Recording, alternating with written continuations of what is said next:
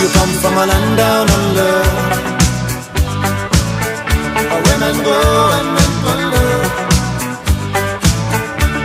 Can't you hear the thunder?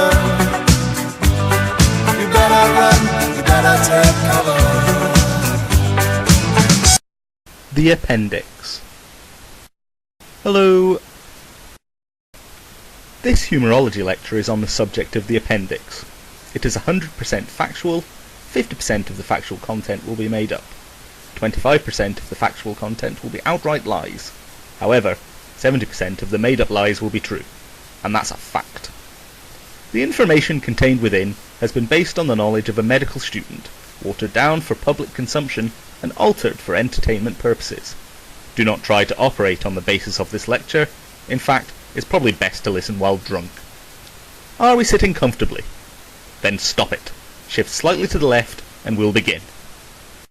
In human anatomy, the vermiform appendix is a blind-ended tube connecting to the cecum. The cecum is a pouch-like structure of the colon. The appendix is located near the junction of the small intestine and the large intestine. This can be found by typing appendix into multimap. No, I'm not joking. No, really. Go on. Try it. Have you tried it? Haha, idiot. Of course you can't find the appendix on multimap. You can't find anything on multimap. And also, it's an organ of the human body and not a geographical location. But mostly the first one. Multimap is rubbish. The term vermiform is Latin for worm-shaped. The Latin for the common earthworm is Lumbricus terrestris. I haven't checked this, but it probably means appendix-shaped. Which isn't helpful. Screw you, Linnaean classification system. The term appendix is also a word that sounds a bit foreign. I don't know what it means. Perhaps we'll find out at the end, in the appendix. The human appendix is on average 10 centimetres in length, but can range from 2 to 20 centimetres. Size doesn't matter with the appendix. I've still got a massive one though, even though it doesn't matter. No, really. Massive. The position of the base of the appendix within the abdomen corresponds to a point on the surface known as McBurney's point. This is approximately 1/3 of the distance between the pubic crest and the umbilicus, or belly button. Umbilicus was also going to be the name of a popular fruit drink, until they realised umbilicus, they drink it into Congo, didn't rhyme. McBurney's Point is also a place in Roxbury, Massachusetts, where American teenagers go to make out. That's kissing and hugging and stuff, the filthy beasts. The appendix is thought to have no function in the human body, given that people who have their appendix removed, or who have a congenital absence of an appendix, enjoy generally good health. The appendix also has a propensity to cause death by infection. This makes it seem less useful than a sense of pride at a Sex and the City the Movie Appreciation Society party. The most commonly believed explanation for the lack of function of the appendix was proposed by Charles Darwin. This explanation says that the appendix is a vestigial structure which has lost its original function. Much like Noel Edmonds. Darwin argued that the appendix was used for digesting leaves in primates. While human ancestors may have relied on a foliage-rich diet, this is no longer the case. The previously enlarged cecum and appendix were no longer as necessary, and mutations causing a smaller appendix and cecum were no longer problematic and not selected against, resulting in evolutionary degradation of the appendix in humans. So, size does matter with the appendix. Which is lucky, because as you'll remember, I have a massive one. Seriously, it's like a python full of leaves. Leaves which it's well good at digesting. Ladies. If any ladies are listening, I just winked in a seductive manner. It probably worked. Koalas, therefore, with their diet consisting exclusively of leaves, have a very large cecum and appendix. Thus, if we're going along with the theory that I'm espousing about the size of the appendix, make them one of the most sexy animals living on the earth today.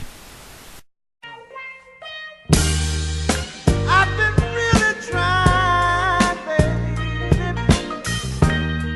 trying to hold back this feeling for so long. And if you feel like I feel, baby, then come on. Oh, come on. Woo! Let's get it on. Quite. There have been a number of secondary functions proposed for the appendix. The appendix is rich in infection-fighting lymphoid cells, suggesting it may play a role in the immune system. On this basis, it has been argued that the appendix acts to train the immune system, exposing the body to antigens, or harmful material, so that it can produce antibodies to defend itself. In essence, the appendix shows the immune system harmful material, so it can recognise it and destroy it the next time it comes across it. This is like when you punch a dead crow in front of a child, so they learn to hate Margaret Thatcher. Bit of, topical material for you there. It has also been proposed that the appendix acts as a haven for useful bacteria when illness causes those bacteria to be flushed from the rest of the intestines. I don't know why the useful bacteria can get into the appendix, but the harmful bacteria can't. Perhaps it can't answer the riddles posed by the sphinx that guards the entrance to the appendix. Perhaps the harmful bacteria are scared of the appendix, like Simon Cowell is scared to be alone, lest he accidentally stare into the abyss he has instead of a soul, causing him to weep openly, flooding the earth with his existential sorrow. Perhaps... oh, do you really need a third one of these stupid made-up explanations? Oh, blah blah blah blah blah bums.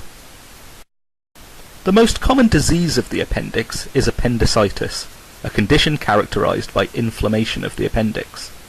In most cases, the specific reason for the appendicitis is not known. It can sometimes be caused by small pieces of hardened stool, known as fecaliths, that get stuck in the appendix.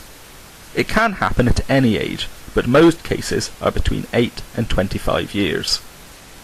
As a result of this mystery, top scientists employed by the Daily Mail have proposed that the inflammation of appendicitis is caused by paedophiles, or maybe illegal immigrants, or possibly the renaming of Christmas as Winterlude, or something.